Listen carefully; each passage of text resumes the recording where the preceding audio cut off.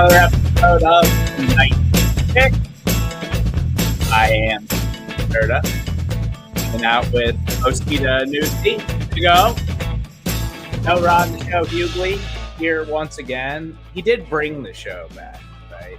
Wasn't that a thing for a while? Like Ron decided to change to just Ron Hughley after being Ron the show Hughley, and then he brought it back as if people were longing and yearning for the show to return.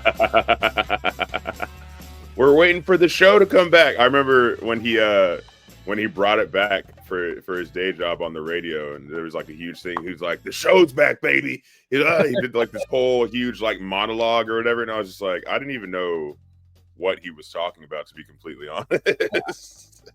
Yeah, I remember him making a big deal about it, and then on one of our other podcasts here on Foolish Club Media, he it's called Show and BK, and he was like, "We have to change the name." I was like, "I'm not changing the name. We already have graphics made up. That's how people know it. We're not changing the name because you just woke up one day and decided you didn't want to go by Show anymore after going by that for 10 years."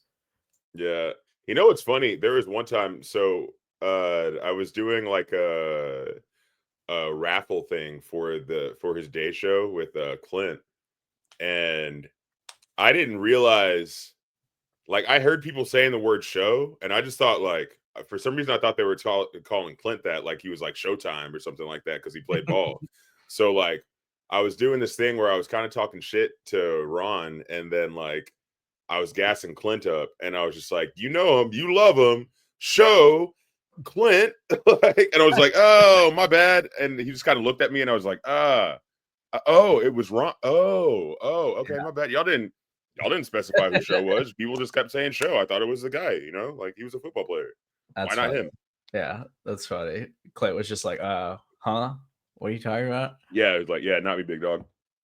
But final episode of the week. It is Thursday here on the Nightly Fix. NBA Finals underway, and I want to get into that a little bit tonight. But first off, make sure you like and subscribe, or Ron's gonna find out where you live and come there and take a shit on your doorstep or something. That is a very Ron thing to do. He's threatened me with that multiple times to continue doing the show. He said, "If you do not make the show tonight, I will leave a flaming bag of human shit on your doorstep, Osita." I don't know how he knows where I live. I'm honestly worried for my life at times. He's a real social media stalker, so I wouldn't be surprised if that's how he pulled it off. So yes, please make sure you like and subscribe. Thank you guys for hanging out with us all week. I think we got a lot of fun things to talk about.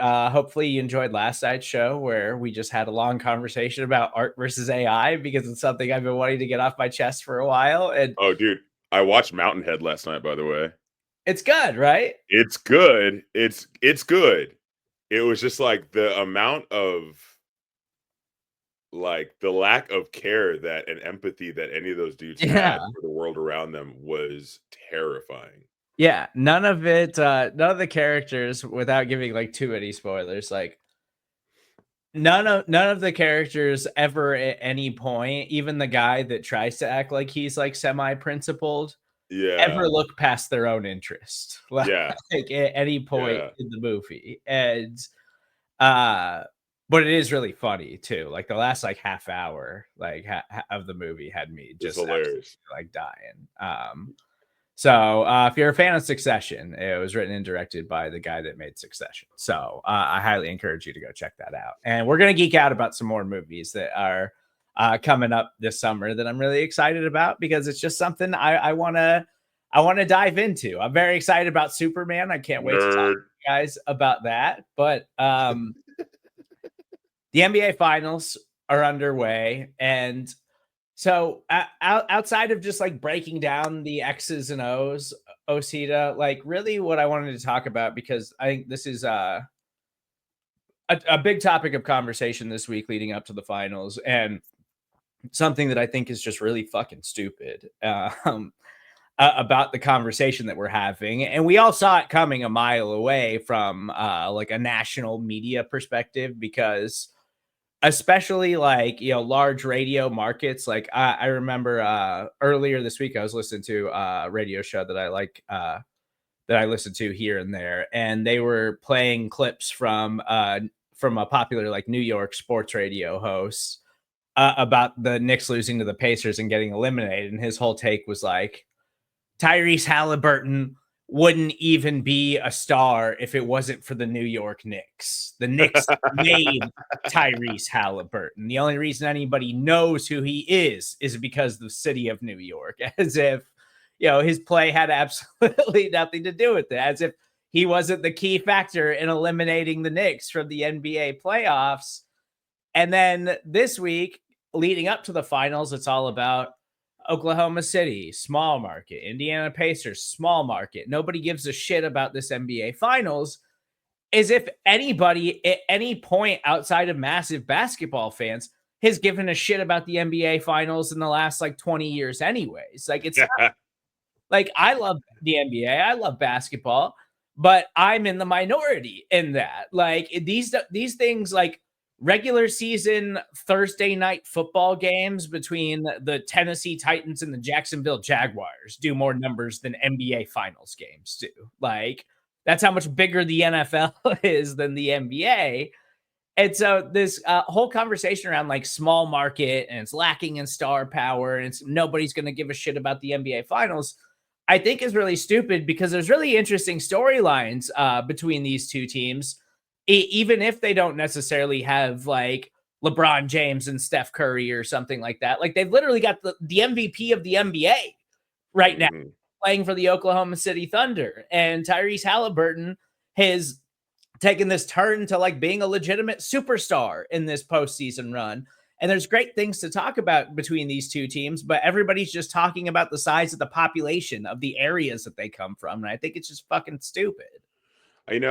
First and foremost, this is why I am elated that the Knicks lost, because New York in general, they see themselves as the center of the universe. And I've hated it for so long. When it comes to rap, when it comes to music, when it comes to art, when it comes to film, they think that just because they are in a major metropolitan area, that the world like completely revolves around them. And the fact that the Knicks lost, I knew that some people were going to start talking this cash money shit. Like, they're going to be like, oh yeah, the only reason that Tyrese Halliburton, yeah, it's because no, it's not because it's because he's cold. It's because he's good. It's because he whooped your ass.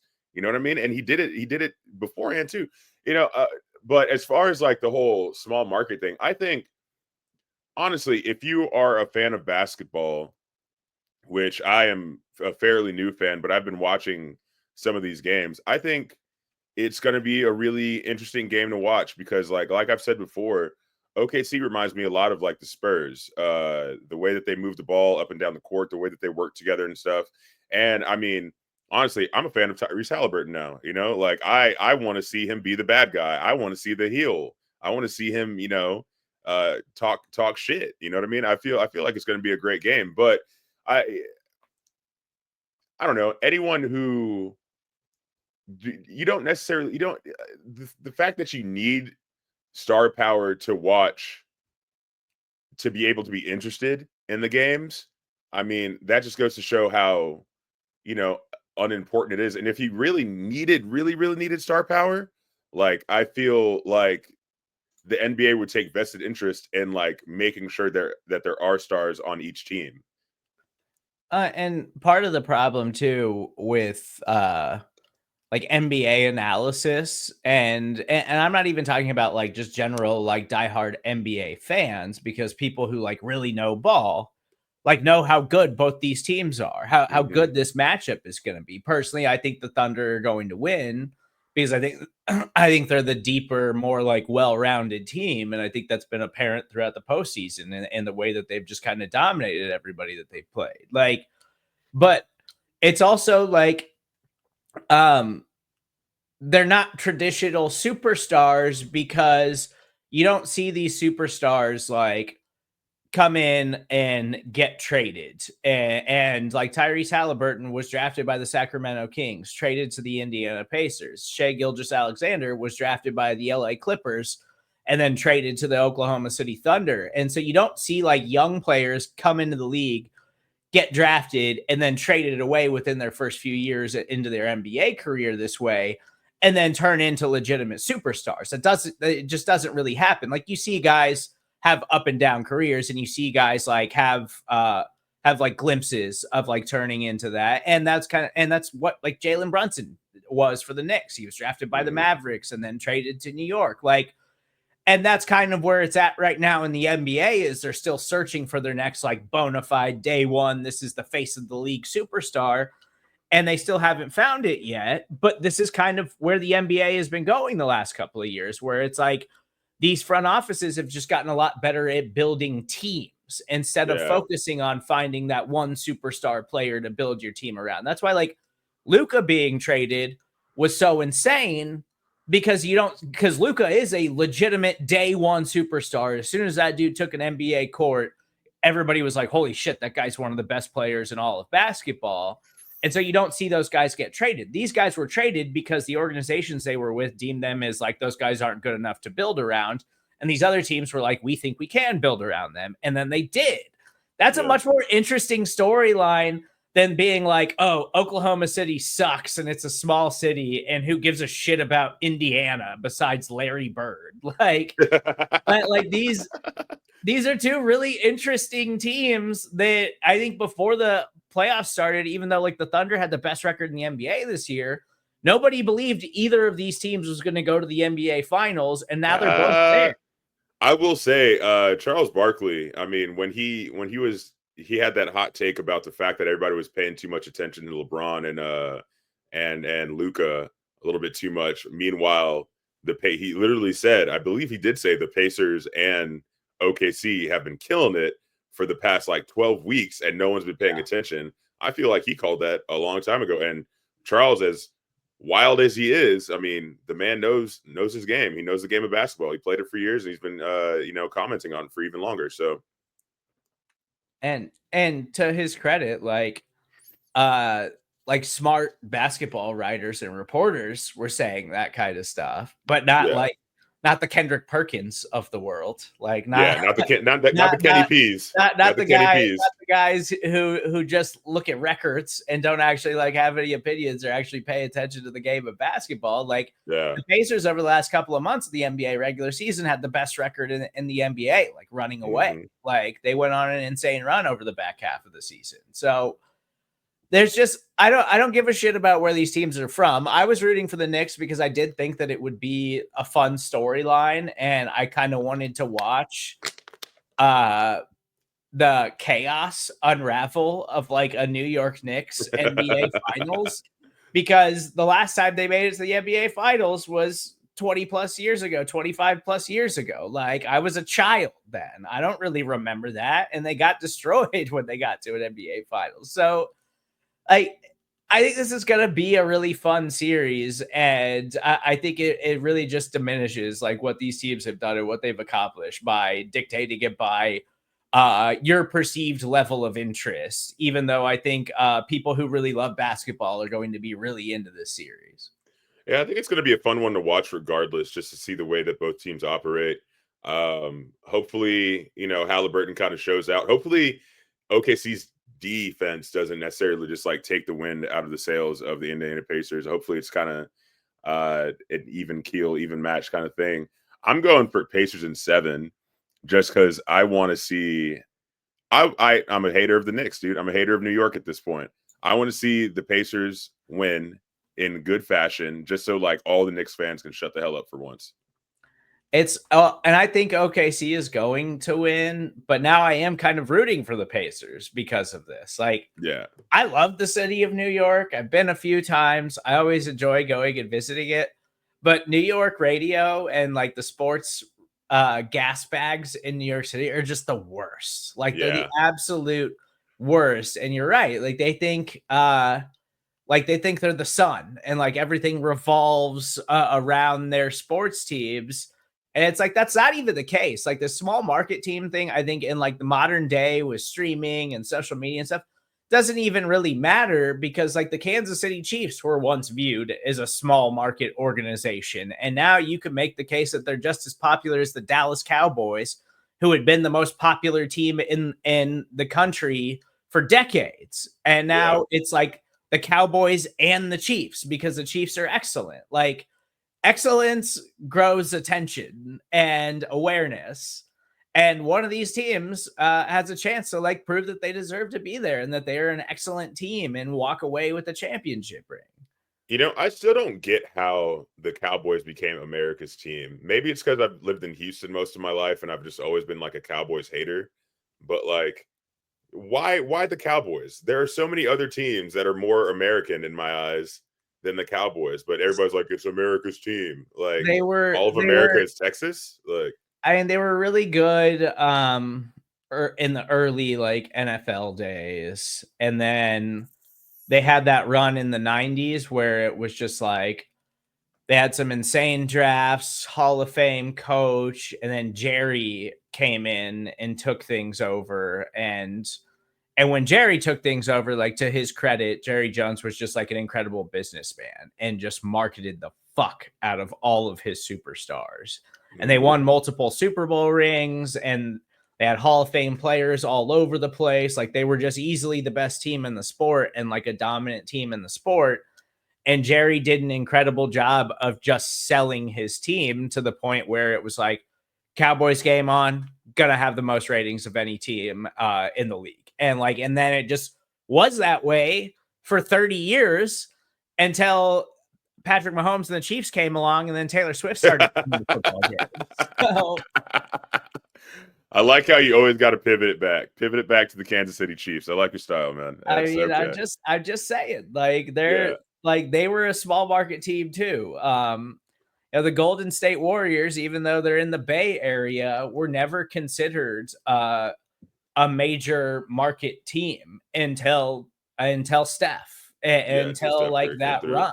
Like you just have to get over the hump. Like you can ascend to the status of other big teams if you have an opportunity to find greatness. And I hope we're seeing a turning point with this because I just think it's a really interesting NBA Finals with a lot more to talk about than just Oklahoma City and Indiana overall. So I'm just getting sick and tired of that narrative. But I've really just been wanting to talk about this. And again, this is another situation, Osita, where it's like, I don't feel like I get to talk to enough people about these kinds of things because I don't have like, I love movies and books and music and all of this stuff. And I have friends that I can talk to about these things a little bit, but I don't have anybody that I can talk to about movies in like a meaningful way. And I'm here for it. In like a way where like I like talking to my girlfriend about movies and seeing movies with her and stuff. But like also like at the same time, like I don't know enough people that are like on the level of I am about movies that are willing to like go to great lengths to see things and knows everything about like directors and writers and who's making this and what's coming out. And so I don't have enough opportunity to have like genuinely like stimulating conversations with people because I'm always the guy that's like pointing out everything and explaining everything because nobody cares or puts enough time and effort into these kinds of things that I do. That's a lot to live up to, but I'll try my best. I don't know if I can. No, I don't got directors in the bag like that. But I think you know a lot about this stuff, and so no, I know a fair amount. I'm all right. So I'm just seizing this opportunity to talk about movies that are coming out this summer that I'm really excited about. Specifically, James Gunn's Superman movie is going to be incredible. James Gunn, if you guys don't know, was the director of the Guardians of the Galaxy trilogy for Marvel. He also directed the Suicide Squad movie, not the first one, not the David Ayer trash movie, but the second one that came out a couple of years ago with Idris Elba, that one's also fantastic. He's making the Peacemaker series, but basically after the success of his Guardians of the Galaxy movies, DC Studios went through a revamp and put James Gunn in charge of DC Studios. So he is like the Kevin Feige who is in charge of Marvel. He is like the overseer of all DC productions now. And their first major thing since he took over is going to be this Superman movie. Like, if you remember, like movies like Black Adam and The Flash, which were just absolute garbage. Yeah. Those were from the previous regime of DC Studios, who had just been fumbling all of these superhero movies for years and years. And then I don't even need to get into like the garbage Zack Snyder universe, because that's like offensive to me as a superhero lover and comic book fan. But James Gunn, I thought the Zack Snyder ones were a little bit darker though, right? they are, but they're like, but he also just had a total lack of understanding of like the characters on a fundamental basis. Like the Zack Snyder, what was it, Batman? Yeah. Was that the one with Robert Pattinson? No, that's the Matt Reeves Batman. Okay, Batman's always been a little bit darker, but he made Man of Steel, the Henry Cavill Superman movie, and then he made Batman versus Superman, and then he made Justice League, which I don't even want to get into the Justice League stuff. Okay. But yeah, those are all mid. Yeah, really like average to below average across the board. And Zack Snyder thinks he's like Christopher Nolan. Like, he was trying to make like Superman movies in like the Christopher Nolan Batman vein. And like, that's just like a total like fundamental misunderstanding of Superman. And also his movies were not good. Like, they were just not good movies. And he's nowhere near the director that Christopher Nolan is, even though he probably thinks he is. But this James Gunn Superman movie is going to be the greatest Superman movie ever made. I cannot wait for it. Everybody looks perfectly cast. James Gunn does not make bad movies. Every comic book movie he has ever made has been incredible. It's always funny. It's always lighthearted. It's always got like an incredible soundtrack. And I think Superman is the first comic book movies ever made that is fully like originally scored too. Like, there's not going to be like needle drops like he has in a lot of his other films. And I just can't wait, Osita. It's going to be incredible. He said it took its major influence from the comic book All-Star Superman, which is one of the greatest Superman comics of all time. It's going to be amazing, and I'm so excited for it. I think I remember seeing a trailer for this whenever I went to go see Sinners, and it did look really, really good. I'm not going to lie. And I'm looking at the cast right now, and it looks like a pretty good all-star cast. I'm glad that they're bringing in things like Supergirl and Green Lantern, and, you know, they have Lois Lane back in there and Hot Girl. Then you got Bradley Cooper as Jor-El, which is, I believe, his dad, right? Superman's dad. Yes. So that looks like it's going to be good. Yeah, I mean, like, I don't know, man. The way that I always view, I never put too much weight into like superhero movies being good or bad, except for like the Marvel movies. I do judge them heavily because they did such a good job with like Guardians of the Galaxy and the Infinity Saga and everything like that. Mm-hmm. So that when like, that new Captain America came out and it was garbage, or like when that Thor came out of like lightning and thunder, whatever the hell that was. Yeah. Like all those garbage. I was like, yo, these are garbage. Like, what the fuck's going on? Yeah. But DC movies, I mean, the last few, like the ones that you were saying by Zack Snyder, like the Flash and what else did he do?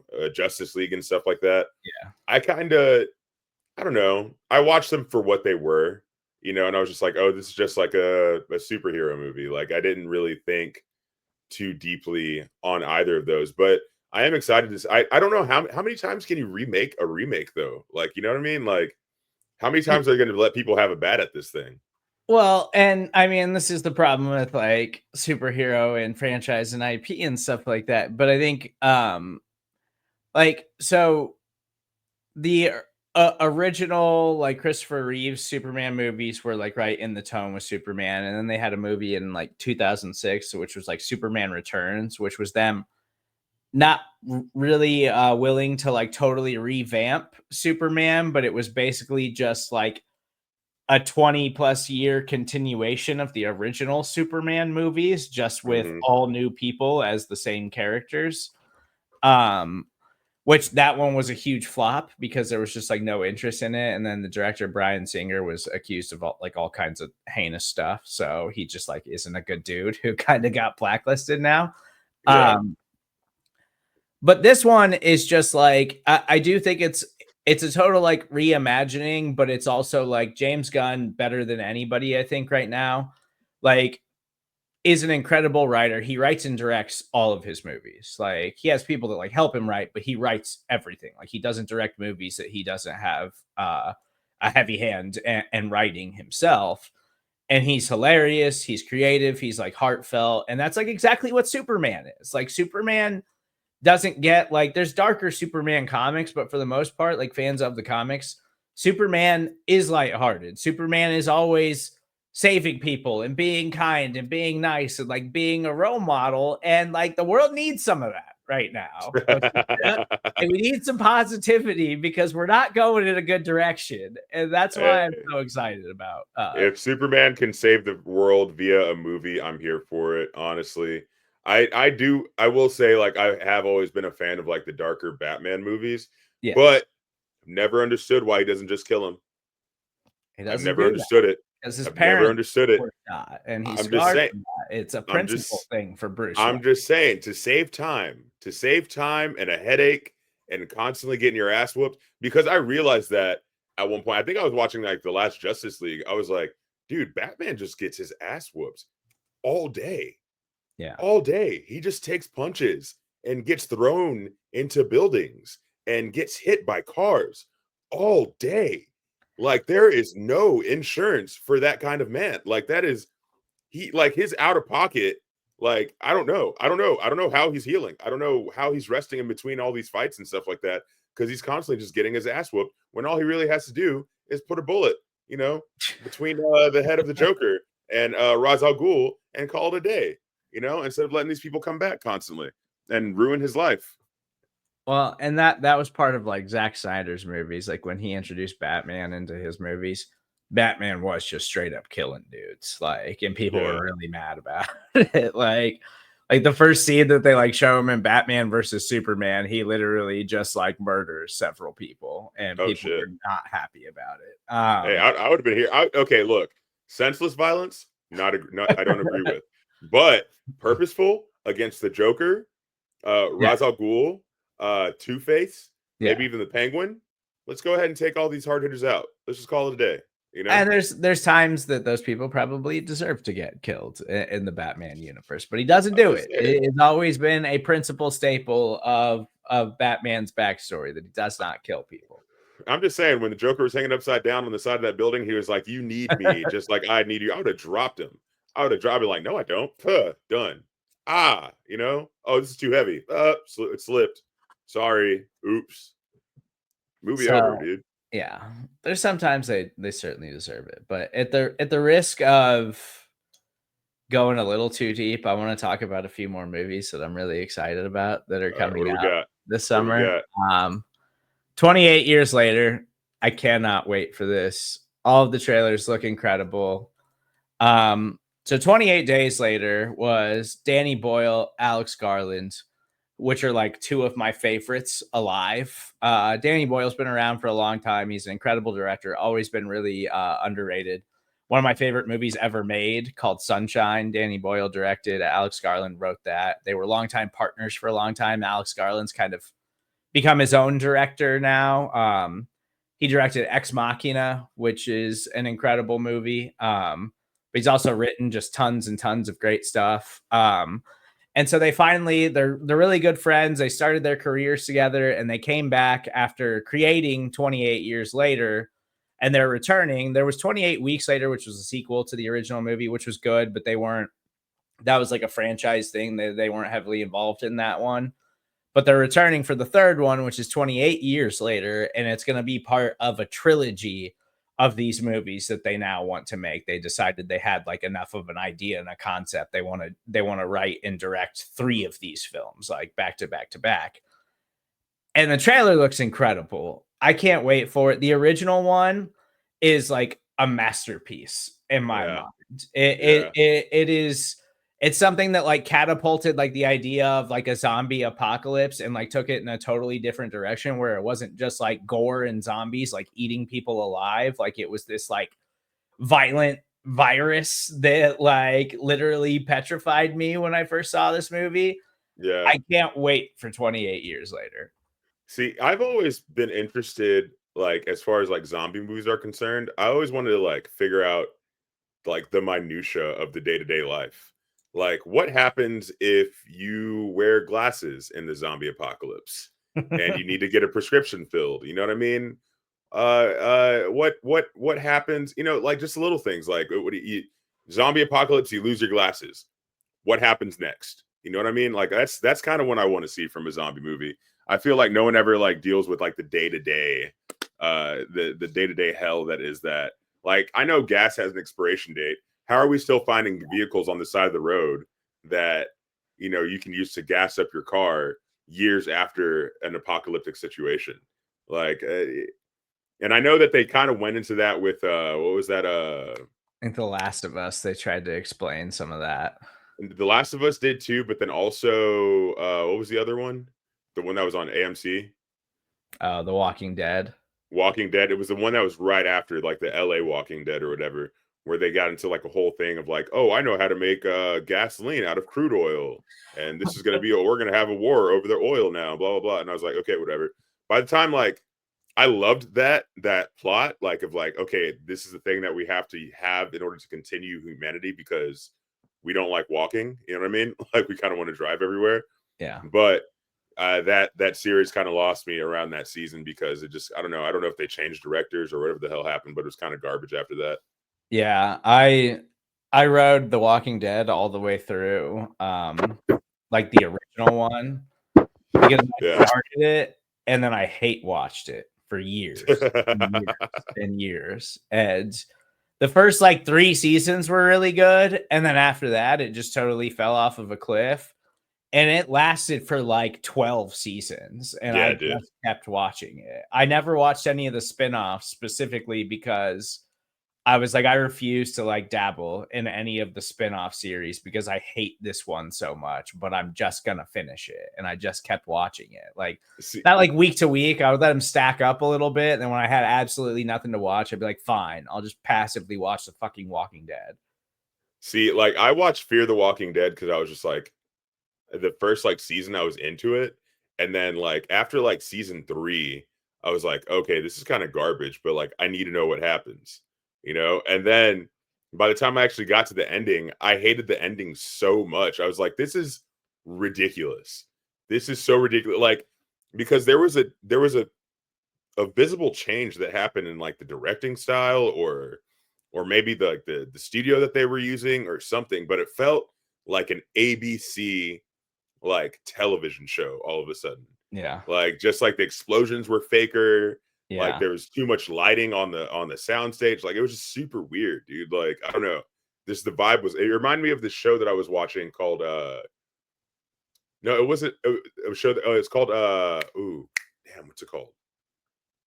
It was a show that was directed by the people who did Lost, but it was like super fake. It was about this like earthquake that hit in LA and then it sucked people in through this vortex into like another land in the past or something like that. La Brea. Yeah. I So never watched that, but I remember people talking about it. I never actually watched the show. La Brea was cool until it wasn't, and then all of a sudden it was so uncool that they just like cut it off like one season, and then like they had one season to like finish up all the storylines. So they were like in the middle of like all this crazy stuff, and then all of a sudden they had to like figure it out how to like close everything, and so it felt very rushed the last season. But the style of La Brea, like the style of Fear the Walking Dead, it just like it mimicked La Brea. Like it just felt like a cheesy nighttime, you know, TV show on ABC. It was super weird. They probably just like got their budget cut and we're just like, really we had to stretch this out now. Yeah, we're just gonna CGI this and just call it a day and see what happens. Are you a fan of the John Wick series? Yeah, of course. Ballerina, starring Ana de Armas, comes out this summer. I'm really excited about this too. I love John Wick. She's so pretty. And she's a great actress. She's so She's pretty though. also very, very pretty. Who doesn't love Anna de Armas? But She's so pretty. she, in the last Daniel Craig James Bond movie, like she showed that she has like some fighting and some action chops. Like she was great in Yeah. that movie. And now she's got her own movie to headline. Is like they're trying to figure out like, what do we do after the last John Wick, where we kind of hinted at him being dead, but now there might be another John Wick movie because they don't want to kill him off because those movies make a ton of money. Yeah. And so they're trying to like, and they had the TV series too, which called The Continental, which I don't know if you Oh yeah, watched I that. watched that. Yeah. It was all right. okay. It wasn't great. The action and stuff was cool, but I was like, how interested am I really in all of this stuff? But Yeah, I don't Ballerina really care might, about the backstory like that. yeah, but Ballerina might get me back into it. And like I am excited about it because these are just movies like John Wick, like these are movies I'm there opening weekend and I'm gonna pop an edible and I am gonna go enjoy the shit out of watching whoever this person is just like murder people and fight people to the death. Yeah. I'm here for it. Yeah, I think it'll be cool. Ballerina. I didn't even know about that one coming out. I have watched John Wick was one of those movies that kind of took me by surprise. Like the first one I watched, I was like, how good can a Keanu Reeves movie be? Like after all these years of him just kind of like dropping off the face of the earth, you know what I Yeah. mean? And then like I watched it and I was like, Jesus Christ, I've never seen so many headshots in my life. Like over a dog. Wild. Okay, I'm in for it, you know. And then like each one got incrementally better and better. Continental was mid, to be completely honest. Like I wasn't really into it, but then I think I started watching it because I knew it had to do with John Wick, but I didn't really understand the backstory that this is like how the hotel became the hotel, Yeah. and this is how the owner became the owner of the hotel. But no, it's cool. I'm. Is it going to be in theaters? Or is it going to be like straight to? No, it'll be in theaters. Like it's being Okay. marketed as like this is a straight up John Wick movie. And I do think it's like pre John Wick 4 or something. So I think Keanu Reeves is in this one, but it's supposed to be Okay. before the events of John Wick 4 or whatever. So I'm really excited about that movie. And then I'm also really excited about Guillermo del Toro's Frankenstein, which is unfortunately just going to be a Netflix movie. I don't even think they're going to release it in theaters. Oh, But really? Guillermo del Toro is just like one of my like favorite directors. Like I just love his visual style, his storytelling, like the way he creates like monsters and creatures. And like he's one of the last living people who was like, I will not CGI things if I can avoid it. Everything is going to be practical. We're going to find and or build like amazing, incredible like visual sets, and then everything is going to be prosthetics and machinery and like. And I just assume that his Frankenstein movie is going to be like beautiful and awesome. Like I'm just really excited about it. Yeah, he's the one who made the movie about the girl who has sex with the fish dude, right? Yes, The Shape of Water. Yeah, okay, just making sure. Yeah, that was beautiful. It was a beautiful movie. He also made I'm sorry I have to Ron reduce it down to Perlman, that, but Hellboy movies, which I really oh love. yeah. Yeah. No, I But think he's a great director. I think a remake of Frankenstein done in his vision would be really cool to see. And I mean, I'm kind of glad it'll be straight up on Netflix. I mean, although I feel like a larger screen might be fun for something like that, but I do like watching movies from the comfort of my own home because I can wear this. You know what I mean? Can't wear this to a movie theater. I look crazy. yeah, I mean, I regularly wear socks and sandals to the movie theater, but I'm not wearing like pajamas or something. But I Yeah, do try no. to go in comfy. Yeah, sometimes I'll bring like a nice little blanket. I do like those movie theaters now where you can like lift their seats up, like lift the feet up and everything. Yes, You have I like got your own little mad. area. I went to see the new Mission Impossible in IMAX like last week, and I had to go because the movie theater that I normally go to doesn't have IMAX. I wanted to see it in IMAX, and so I went Yeah, to one that was farther away, and it didn't have reclinable seats. And I was like, "What?" It's like, "What is this? What kind of bogus theater is this? It's an IMAX yeah, theater, but it doesn't have yeah. reclinable seats." Nah, dude, I need my little cubby hole. You know what I mean? I need my little Yeah. pocket of protection where I can just like chill and just like lay down, maybe fall asleep in the middle of the movie. If it calls for it, it calls for it. You know? All right, I think I rambled about enough movies. There's like Osita can see them. There's like 6, 7 other movies that I could talk about, but this will wind up being way too long of a show. So let's take a quick timeout. When we get back, we'll get to the heat check and a couple other things before we get out of here. If I can find the break.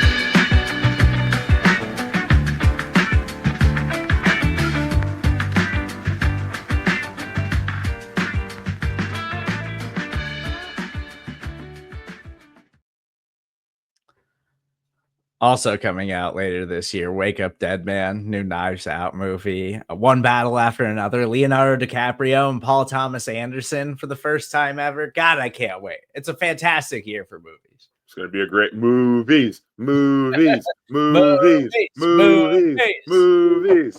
You only get that if you know, you know, you know. Cinema's back. Cinema's back, baby. All right, we got a couple other quick things to get to, but let's get to a heat check. Big O's Thank heat you. check.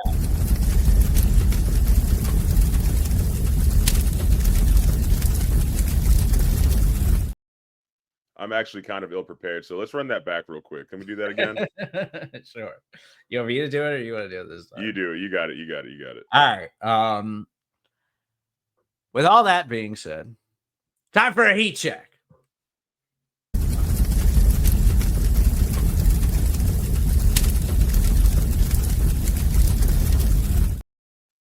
All right, guys. So I was perusing the internet for inspiration that I can bring to you guys in the form of content.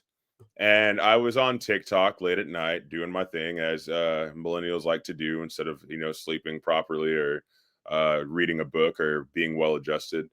And I found this little tidbit about baseball that made me think. So obviously, I know all about baseball, but man is fallible. Man cannot know everything, And I found out that different fields outside of the diamond, different fields are different sizes all across the baseball world. And apparently each stadium has like their own set of rules as to like, I think it was like, if you hit the ladder on the green monster, it's immediately like a double or something like that. And like weird stuff like that. But I also found out that some are a little bit shorter than others in certain sides of the field, right? So some fields are, better for home runs than other fields. So I found out that specifically New York has a shorter right side of their field, right? Which made me think about Babe Ruth and the fact that he was a left-handed hitter. So it's like, I feel like Babe Ruth is probably like the original stat patter. You know, he's like the man hit pop flies that would have, in routine have been routine outs in any normal ballpark, but thanks to Yankee Stadium kiddie pool, it was right field and it counted as a majestic home run. He wasn't necessarily the Sultan of SWAT. He was the Prince of Port shots. Let's be honest. If Ruth played in today's parks, his homers would have died at the warning track, and other half would have been caught by a beer vendor. Okay, like I just don't know if we should be giving him the greatness that we do. It feels weird. It feels weird to say that he's like one of the greatest home run hitters of all time when he played at a park that was designed for him to hit home runs in. Am I wrong? Well, is he not the fake Bambino? Finally said it, because obviously he would be terrible in today's baseball. There's no way Babe Ruth is ripping a 101 mile per hour fastball over the left field wall. Like, it's just not going to happen. I do believe that he was definitely playing in a very different Yankee Stadium, because they built that one like within the last like 10 years. So I have no idea what the dimensions of the one that he was playing in. Dimensions of the one that he was playing in specifically had the shorter right field. Okay. Yeah. Gotcha. So, yeah, I mean, sure. I think it's one of the unique things about baseball is that they don't have to like have the same dimensions. And so it does like bring different strategies to different places. And that's why like baseball parks are unique. But yeah, sure. He's a stat patter. Why not? I mean, I don't have any issues with it. Fuck Babe Ruth. Take him out of the Hall of Fame. Like we take him out of the Hall of Fame. We don't need him. We waited don't need him anymore. Rose died to make him eligible for the Hall of Fame, and he was at least playing in a modern era of baseball. But Babe Ruth could have never done what Pete Rose did. Yeah, I just feel like I don't know, man. That's still so weird to me that all the fields are different sizes. Like, how do you adjust for that? And like that really makes like home field advantage like a thing. Like, I'm used to playing on this field. I know exactly where to hit it to get a smooth home run every single time. What if you haven't played that field before? You have no clue. Like, you have no clue how hard you really have to hit that fucker in order to get a home run. Like, that's kind of, I don't know. That's kind of suspect in my opinion. That needs to be changed. And it's because it is like drastic at some places, like Kauffman Stadium where the Royals play. Like, it's considered like a pitcher friendly ballpark because their field is really deep, and so like it's just simply harder to hit home runs there than it is other places. And so like you also just like you see less home runs there. You would think all of baseball, like you would just want more home runs to like generate more excitement and get more points on the board. But some of them are just like that. And a lot of it too is like, storied stadiums, like they're never going to go anywhere. Like the Royals are trying to get a new stadium right now. So Kauffman Stadium's probably gone, but like, places like the Red Sox and like Wrigley Field in Chicago. Places are just never going anywhere. Like they'll renovate a little bit, but those places are never getting demolished. They're never going to move the walls back. Yeah, I don't know. I find it strange that they still allow that to happen, and we still call it like America's like sport. I need some sort of congruency with in between. Like it'd be weird if like the 3-point line was moved from stadium to stadium. You know what I mean? Like, and like, the 3-point line specifically for Golden State is a little bit longer because that Steph Curry can hit deep threes, but like everywhere else it's like a little bit shorter. Like, fuck all that. Like, no, make it the same. Make it the same. Make a home run, a home run, a home run. Make it a certain amount of like, yardage from the plate in every single direction equidistantly, and then just let that go. Yeah, I don't know. I'm also more in favor of just like adding wacky rules to sports to just like make it absurdly hard and like see how people wind up reacting to it and trying to like adjust how they play. It's like all 3-pointers should be shot from behind the back. like turned around, upside down, one arm, but your non-dominant arm, and that's the only way a 3-point can count. We used to shooter then. Like we used to do it in one of my fantasy football leagues where, because kickers don't matter in fantasy football, right? And so, we made it to where kickers, if they kicked a 55+ yard field goal, it was 10 points. And I thought it was fun as hell. We eventually changed the rule because so many people got so mad at it, they were threatening to like quit the league, because it happened on more than one occasion where a kicker kicks a 57-yard field goal to win the game or whatever, and then that person loses because 10 points for a field goal is absurd. And I thought it was fun as shit because it was like, it would come down to Sunday Night Football final kick, and like you would win the football game. And I thought it was hilarious. And yeah, everybody voted against it because everybody was sick and tired of losing that way, but it was hilarious. I loved it every time it happened. And it did happen to me a couple of times. I was just like, shit, that's part of the game. You got to live and die by the 10-point, 50+ yard field goal. I don't know, man. I feel like your fantasy football friends are kind of lame for saying that they want to quit. Like, I want to take my ball and go home. Like after you set the rules, play it out for the season. You know what I mean? Like, let it happen. It'll be all right. It is a terrible league. I'm going to be totally honest. Call them out. I've been in it for 10+ years. Like, I think we're heading into season like 13 or 14 or something like that. Yeah. And it's just filled with a bunch of nerds who refuse to change rules. They don't like adapting anything. Had to fight for years just to make it a PPR league. Like, it's honestly, it's my most frustrating league, but it's just with these people that I've been friends with forever. So I'm just stuck in it for the rest of my life, whether I like it or not. Steven, sometimes you outgrow friends. You know, sometimes you got to leave them behind. It's okay. A lot of them I only see once a year at the fantasy football draft. It's still like an in-person thing. So that's cool though. That's fun. I usually like switch out. Like I haven't been like in the same consecutive like football league, fantasy football league ever. I think like I find like a new one like every single year. Someone's like, "Hey, do you want to do this?" I'm like, "Yeah, sure, why not?" You know, so I just get to talk shit to like a whole new cast of people. It's fun that way. Yeah, I'm in dynasty leagues now. That's really my thing now. Because dynasty is just more fun and it's like more involved, and you can wheel and deal draft picks, and you're like in it for the long term. And so you really put like a lot more effort into it than just like standard ones. But also it's like a commitment because you can't just like bounce out of the league every year because you want to see how your team and your roster develop. So it has become like kind of a detriment to my life because